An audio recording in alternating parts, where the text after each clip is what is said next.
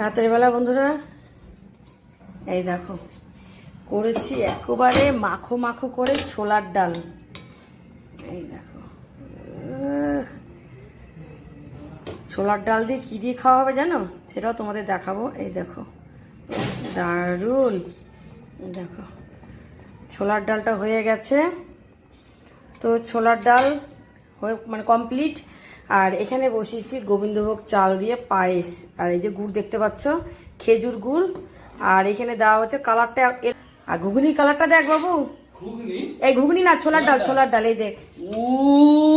Heavy না? খাবি কি দিয়ে সেটাও দেখাচ্ছি, সে বন্ধুরা কি দিয়ে খাওয়াবে সেটাও তোমাদের পরে দেখাচ্ছি। তো এই যে দেখো লুচি বানানো হচ্ছে, লুচি দিয়ে ছোলার ডাল দিয়ে খাওয়া হবে।